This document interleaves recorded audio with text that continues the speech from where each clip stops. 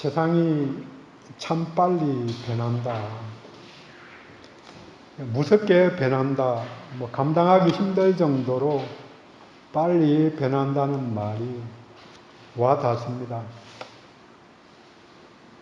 산업혁명이 일어나면서 세상이 외형적으로 급격하게 변화되었습니다.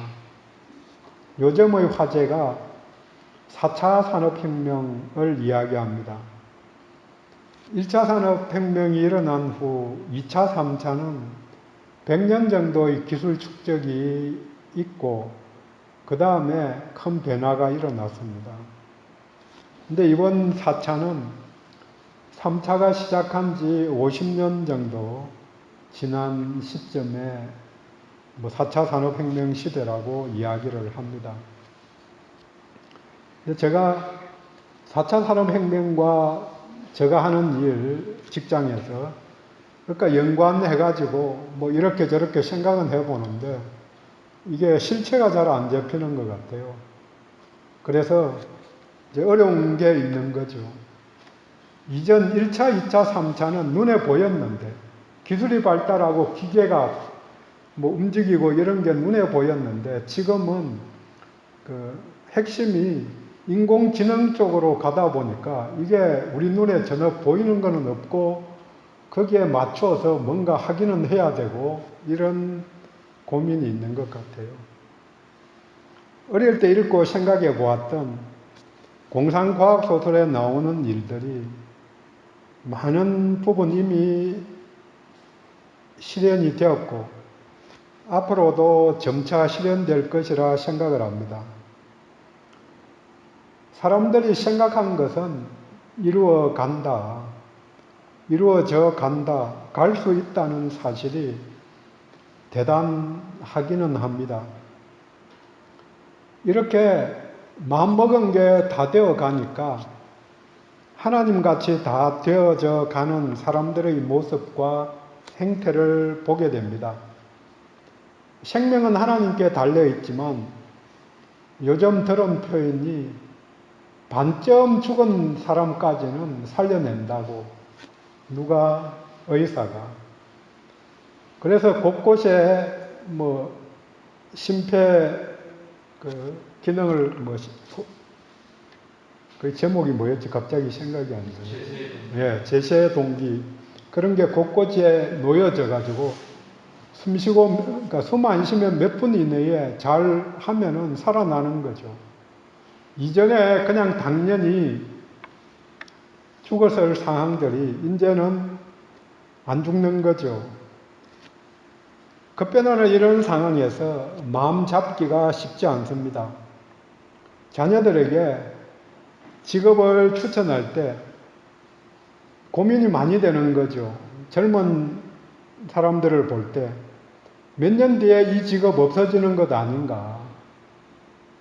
우리 때, 저 때까지만 해도 평생 직업, 평생 직장 이런 게 통했거든요. 근데 앞으로는 평생 직장 없어지는 것 아닌가. 그래서 평생 직장 비슷하게 되어가는 게 공무원들이니까 그래도 좀 낫다고 경쟁률이 치열한 거죠.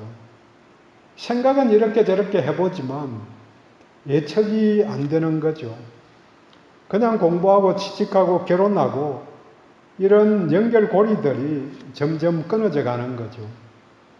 공부했다고 취업 잘 되는 것도 아니고 취업했다고 고분고분하게 결혼하려는 것도 아니고 이러다 보니까 기술의 발달이 사람을 편하게는 만들어주지만 평안하게 만드는 것이 아니라는 그 사실이 우리들을 부담스럽게 합니다.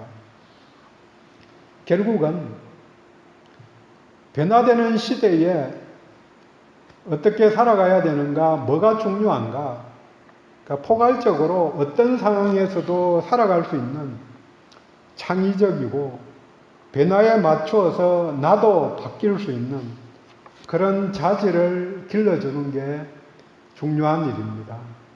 나이가 들었지만 앞으로 살 날을 생각해 보면은 저 60이 넘었지만 40년 가까이 남아있거든요. 그러니까 3분의 2 지나가고 이제 3분의 1씩이나 앞으로 남아있는데 그냥 구태의연하게 지금식으로 살면은 나도 힘들고 주변 사람도 무지하게 힘들어지는 거죠. 그러니까 생각을 바꾸어야 한다. 당연히 바꿔야 하는데 이게 60년 동안 살아온 게 이게 쉽지 않은 거죠. 제가 어제 그 친한 목사님이 미국서 뭐 8년 만에 나왔다고 교제를 했는데, 교제를 하면서 제가 한 이야기 중에 다른 한 분도 같이 참여했는데, 교회를 개척해서 교회가 성장할 때에 1세대에서 2세대로 넘어갈 때 문제가 많이 발생한다. 왜 문제가 발생하는가? 변화를 못 따라가니까. 그래서 첫 번째 교회를 세울 때에 설립하는 그런 의도들이 있거든요. 근데 그런 의도들이 있었는데 이게 시간이 가고 구성원이 바뀌게 되는 거죠. 그렇게 되면은 그걸 계속 고집할 거냐? 물론 그 가치들은 좋은데 다른 좋은 가치들도 굉장히 많이 있거든요. 성경에 하라고 하는 내용이 한 개, 두 개예요. 그래서 어떤 교회는 교육을 중시하고 어떤 교회는 선교를 중시하고 몽땅 다 잘하면 좋지만은 하다 보면은 잘하는 게 있는 거거든요. 운동 잘하는 사람도 있고 그 다음 악기 잘 다루는 사람도 있고 노래 잘하는 사람도 있는 건데 거기에 맞춰서 맞춰 가야 되는데 대부분은 처음에 이걸 내세웠으니까 끝까지 가야 된다고 생각하는 거죠. 물론 그 정신도 좋은 거지만 더 중요한 것은 하나님이 이 시점에 이걸 원하는가를 봐야 된다는 거죠. 시점이 있거든요. 100년 전에 교회가 추구했던 것하고 지금 이 시대에 이곳에서 추구하는 게 하나님이 원하는 게 다를 수 있다는 거죠. 물론 포괄적으로 말하면은 거기 다 포함되죠. 하나님이 기뻐하신다, 기뻐하실 일 하면 되죠. 그런데 기뻐하실 일이 이게 한 개, 두 개도 아니고 뭐 굉장히 많다는 거죠. 그 많은 일들을 우선순위를 어떻게 정할 건가? 이것은 그때에 지혜 주셔서 처리해 나가야 되는 거죠. 그래서 제가 가치로 생각하는 것은 생명 살리는 일, 이게 중요한 거지. 어떻게 살릴 거냐? 이 부분은 그 상황에 맞추어서 가야 되는 거죠. 혐도 못 치면서 혐쳐서 가서 구해주겠다. 그러면 같이 물 빠진 사람 같이 빠져 죽는 거죠. 어떻게? 배로 가서 구해야 될 사람은 그렇게 가는 거고 아니면은 가까이서 튜브 던져줘서 구할 사람은 거기에 맞추어서 내가 어느 시점에 어디에 있는가 꼭 같이 구해주는 것은 마찬가지인데 그래서 모여서 제가 이야기한 것 중에 교회가 뭐냐? 교회는 성도들의 모임인데 모임은 두 사람이 모였을 때와 세 사람이 모였을 때는 다른 교회다. 비슷한 교회가 아니고 완전히 달라진 교회라고 생각을 해야 되는데 사람들은 그게 익숙하게 달라지지 않거든요. 근데 결정적으로 어쩔 수 없이 달라지는 것은 가정에서 보잖아요. 부부가 두 사람이 살 때 그때의 가정은 두 사람만 신경 쓰면 되죠. 근데 자녀가 생기는 순간 두 사람만 신경 안 쓰거든요. 어떻게? 자녀까지 세 명을 중심으로 살아가는 거죠. 물론 세 명이 중심인지 자녀가 중심인지 뭐 잘 모르지만 어쨌든 완전히 달라진 가정이 된 거죠. 그걸 옛날식으로 두 사람만 생각해서 살아가려고 하다 보니까 깨어지는 가정들 생기는 거죠. 자녀에 대해서는 생각을 깊이 안 한 가정들 보고 많이 보는 거죠. 어쨌든 다른 거다. 그래서 10명이 모인 교회와 11명이 모인 교회도 완전히 다른 교회라고 생각을 하면은, 그러면은 섭섭함도 없어질 것이고, 또 나머지 한 명을 어떻게 똑같이 구성원으로 품고 섬길 건가, 이런 생각을 할 수 있는 거죠. 그런 면에서 어떤 교회가 어떤 공동체인가, 이런 이야기를 어제 나누었는데, 한 분이 굉장히 와닿았다고. 그러니까 왜 와닿았는가? 고민하고 있는 문제라는 거죠. 자기 교회가 지금 당면하고 있는 문제가 그 문제인데 이걸 어떻게 해야 되나 하는 부분에서, 그러니까 교회관은 다들 갖고 있죠. 교회는 사람들의 모임이다, 이것까지는 인정하는데 그렇게 구체적으로 자기가 생각해 본 적이 별로 없었다는 거죠. 창의적으로 변화에 맞추어서 변화할 수 있는 자질을 길러주는 것. 나도 지금부터라도 길러가는 게 중요한 거죠. 그래서 이런 변화하는 시대에 필요한 게, 더 중요한 게 지식이 아니라 지혜입니다. 세상에서도 지혜롭게 사는 것 중요하죠. 하지만 성경도 지혜를 굉장히 중요하게 이야기합니다. 그래서 욥기에서 아가까지 5번을 시가서라고 부르는데, 특별히 욥기, 잠언, 전도서를 지혜서, 지혜문학이라고 부릅니다. 욥기 28장 28절 외우기도 좋아요. 이팔저팔 주를 경외함이 지혜다. 시편 111편 10편 잠언 9장 10절도 여호와를 경외함이 지혜의 근본이라. 뭐 수없이 들어본 구절이죠.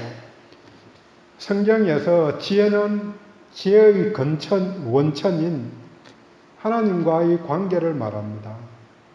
누가 지혜로운 사람인가? 하나님과 잘 사귀는 사람. 지혜의 원천과 붙어 있고 그 의도를 살피는 사람입니다. 솔로몬이 1000번제를 드렸을 때 하나님이 무엇을 줄까 하고 물었을 때 보통 지혜를 달라고 요청했다, 그렇게 생각하지만 열왕기서에서는 솔로몬은 듣는 마음을 달라고 요청합니다. 듣는 마음. 마음으로 들으면 행편이나 사정이 정확하게 이해가 됩니다. 재판이나 판단을 할 때 귀로 듣는 게 아니고 마음으로 듣고 보는 것이 중요합니다. 왜 다른 사람들의 형편을 이해 못할까? 역지사지가 안 될까? 마음으로 안 들으니까요. 그냥 귀로만 들으니까 공감이 안 되는 거죠. 계시록에서 2장 3장에 7교회에 마지막으로 하는 말들이 귀 있는 자들은 들을지어다. 그러니까 7번씩 각 교회들마다 한 번씩 귀 있는 자는 들을지어다, 이렇게 이야기하면서 마지막 마무리를 하거든요. 귀가 없어서 못 들을까? 아니라는 거죠. 귀가 있지만 안 들으니까, 마음으로 듣지 않으니까 들리지 않는 거죠. 살아가면서 인간관계가 가장 중요하다. 이 관계에서 마음으로 듣는 게 핵심인데 마음으로 듣는 게 어렵지요.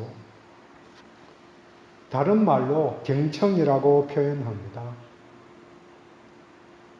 미래학자인 톰 피터슨은 20세기가 말하는 자의 시대였다면 21세기는 경청하는 리더의 시대이다. 경청의 힘은 신비롭기까지 하다. 그렇게 초우량 기업의 조건이라는 책에서 말합니다. 연결해 보면은 지혜는 하나님을 경외하는 것인데, 하나님을 섬기는 데에는 하나님의 소리를 내 마음으로 들어야 합니다. 하나님의 음성을 경청하는 것, 하나님의 마음을 듣는 것이 지혜라고 말할 수 있습니다. 오늘 에베소서도 지혜를 말합니다. 지혜 있는 자 같이 하라. 지혜 있는 자와 같이 행동하라는 요청입니다. 물론 본문은 행동 지침이기 때문에 원리를 말하는 게 아니고 실천 사항을 알려줍니다. 지혜자로서 어떻게 살아내어야 하는가? 지혜 있는 사람이 지혜를 드러내는 행동. 그래서 본문은 5개의 명령 동사가 나옵니다. 뭘 하라 이게 5번 나오고 또 본문 속에는 명령 분사가 5번 나옵니다. 그래서 명령같이 뭐 하라 마라 비슷하게 뒤쪽에 서로 화답하며 이러고는 이제 분사지만 명령형이라는 거죠. 그러니까 명령이 이 15절에서 20절까지 하나, 둘, 셋, 넷, 다섯, 여섯 절 안에 명령이 무려 10개씩 나온다는 거죠. 명령은 지키라고 하는 거죠. 그래서 10개 중에 5개는 명령형 동사이기 때문에 좀 더 중요하고 나머지 명령형 분사 5개는 수식하는 말로서 그것도 명령형이니까 중요하죠. 5개의 명령형 중에 동사 중에서 3개의 명령 동사를 중심으로 오늘 본문을 나누도록 하겠습니다. 지혜 있는 자 첫 번째 명령, 주의하는 사람입니다. 15절, 어떻게 행할지를 자세히 주의하라. 이 말은 주의해서 행동하라는 요청입니다. 행동에 초점이 맞춰져 있습니다. 주의해서 행동할 내용이 16절에 세월을 아끼라, 때가 악하다. 지혜로운 사람은 어떤 사람인가? 시간에 관심을 갖는 사람입니다. 시간이 돈이다. 맞죠? 1시간 일하면 돈 10,000원 받을 수 있으니까. 하지만 시간은 생명입니다. 시간을 늘려 일을 하면 임금을 받을 수 있으니까 돈열로 환산이 되지만 시간은 더 중요한 생명입니다.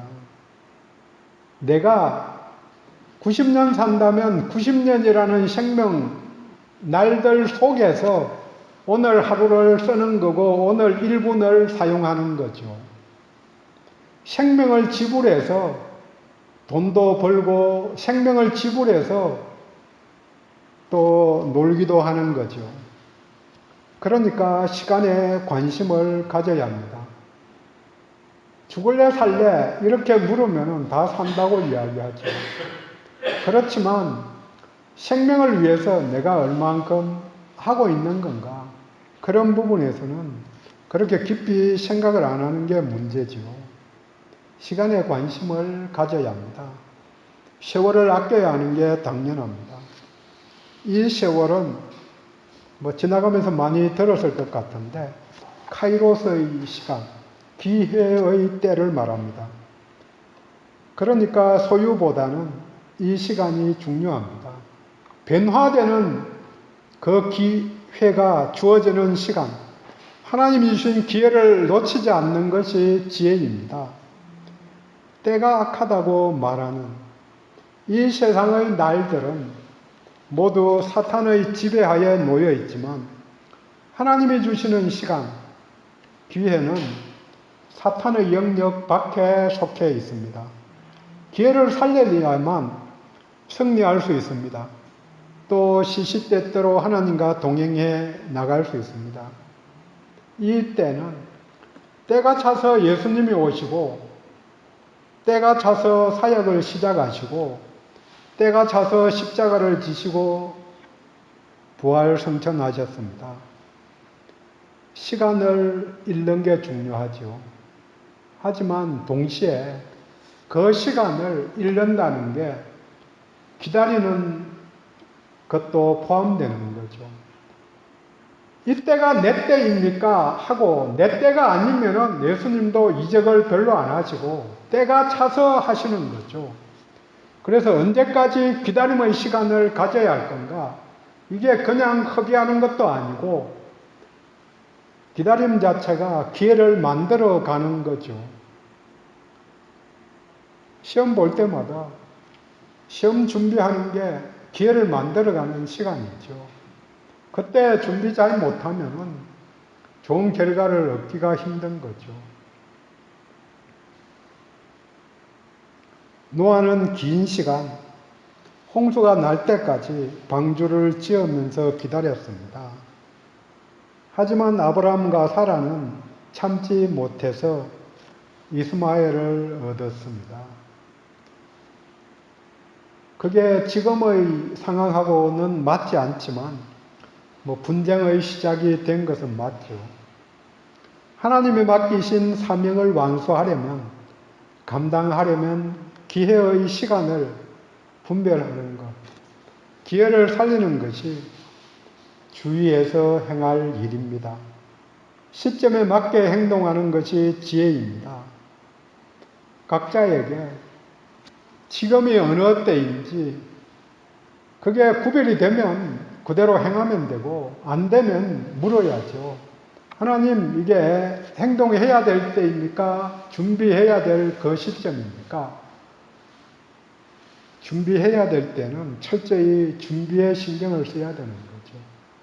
옆에서 모든 사람이 죽어가도, 전쟁이 나서 다 죽어가도 훈련도 안 시키고 군대 절대 안 보내거든요. 훈련도 안 시키고 가면은 바로 그날 죽을 거니까 어떻게든 숨을 쉴 수 있는 그런 공간은 만들어줘야 되는 거죠. 그래서 이 시점을 보게 해달라고 요청해야 되는 거죠. 우리 가정적으로. 또 교회도 어떤 시점인지, 어떤 기회의 시간에 주어진 것인지 주의해서 행동해야 합니다. 두 번째로 지혜 있는 자는 주의 뜻을 이해하는 자입니다. 17절. 오직 주의 뜻이 무엇인지 이해하라. 주의 뜻과 무관하게 사는 어리석은 자가 되지 말라고 명령합니다. 어리석은 자는 하나님의 뜻을 모르는 사람입니다. 어리석은 자가 되지 않는 길은 하나님의 뜻을 이해하는 것입니다. 같은 말로 로마서 12장 2절에는 하나님의 선하시고 기뻐하시고 온전하신 뜻이 무엇인지 분별하도록 하라. 본문에서는 이해하라. 로마서에서는 분별하라. 같은 의도인 줄 압니다. 사람들에게 가장 중요한 것이 하나님의 뜻입니다. 이사야서 55장 8절과 9절입니다. 내 생각은 너희 생각과 다르며 내 길은 너희 길과 다르니라. 주가 말하노라. 하늘들이 땅보다 높음과 같이 내 길은 너희 길보다 높으며 내 생각은 너희 생각보다 높으니라. 하나님의 하나님 되심을 인정해야 합니다. 하나님이 우리들 표현으로 하면 훨씬 똑똑하죠. 일상적으로는 애들보다 부모가 훨씬 똑똑한 게 맞죠. 한 번씩 똑똑한 애들은 빼어난 말을 하기도 하지만 전체적으로는 훨씬 나은 거죠. 우리 하나님이 훨씬 지혜롭다. 더 높으신 깊은 생각을 하고 계시다. 이걸 인정해야 합니다. 그게 인정이 되면 그분의 의도를 중요하게 볼 수 있는 거죠. 이 세상을 하나님이 다스리고 섭리하시는데 우리가 하나님의 뜻에 순응하며 살아갈 때에 승리할 수 있습니다. 하나님의 뜻을 완전하게 이해하고 실천하신 분이 예수님이십니다. 그래서 그분 가신 길을 따라가야 한다. 왜? 하나님 뜻에 100% 순종하면서 합당하게 살아셨기 때문에 우리가 하나님 뜻 따라 가는 길이 그분 가신 길을 따라가는 거죠. 주님 가신 길, 십자가의 길. 물론 십자가의 길 별로 생각 안 하고 싶지만, 근데 생각 안 해도 될 만한 사람들은 그런 일들 안 만들어 주시는 거죠. 하나님이 나를 더 잘 아시는데 훈련이 전혀 안 된 것 같은 사람 전쟁터 절대 안 내보내시죠. 나갈만 한가? 그건 하나님이 판단하실 거고, 그래서 나갈만 하다고 판단하셔서 내보내시면 그냥 가면 되는 걸 갖고 별로 뭐 걱정 다 하는 거죠. 제가 들은 이야기 중에 어떤 사람이 농구 선수인데 자기가 그토록 좋아하는 농구 그만두게 할까 싶어서 예수 영접 못하겠다고 그런 이야기 들었습니다. 더 좋은 걸 주실 건데. 그 다음 좋아하면은 그걸 이용하실 수도 있고 그건 하나님 하실 일인데 내가 걱정이 많은 거죠. 내가 전적으로 맡기기에는 내가 너무 똑똑해서 문제죠. 내가 생각해 보니까 이것도 빼앗기면 안 되고 저것도 뭐 하지 않으면 안 되겠는데 이게 하나님의 뜻대로 나아갈 때에 이 땅에 평화가 이루어집니다. 왜 분열과 다툼이 생기는가? 누군가가 하나님의 뜻이 아니라 자신의 의도대로 세상의 논리대로 살아가기 때문입니다.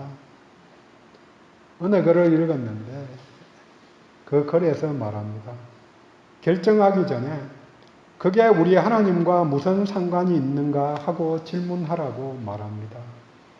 하나님과 상관없는 일이면 하지 않겠다. 참여하지 않겠다. 하나님의 일반적인 뜻은 성경 여러 곳에서 알려줍니다. 데살로니가전서 4장 3절 거룩하라. 5장 16절도 항상 기뻐하라, 쉬지 말고 기도하라, 범사에 감사하라.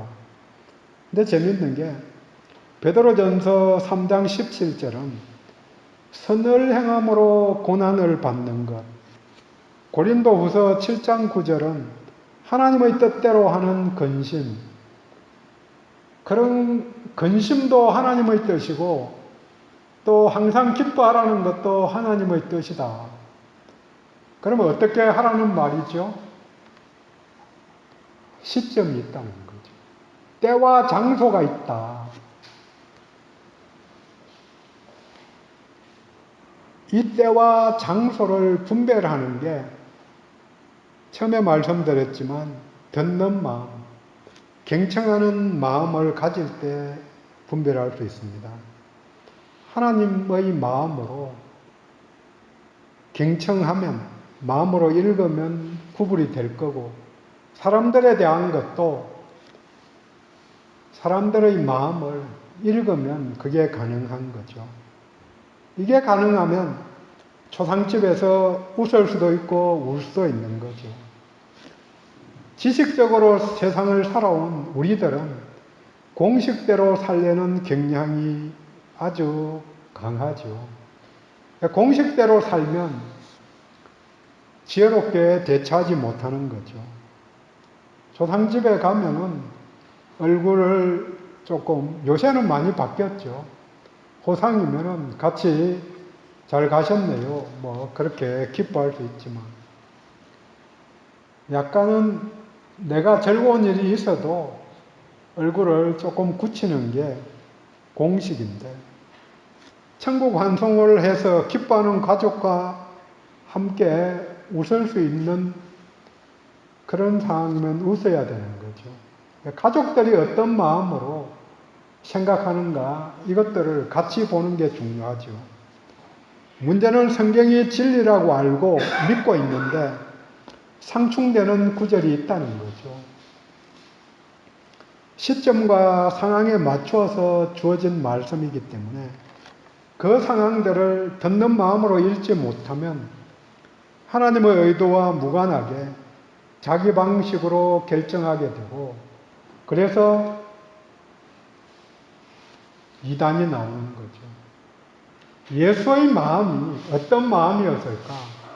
그래서 기뻐할 때 같이 기뻐하고 슬퍼할 때 같이 슬퍼하고 이 마음, 이 두 마음 때문에 바울도 꽃같이 항상 기뻐하라. 이게 하나님의 뜻이다.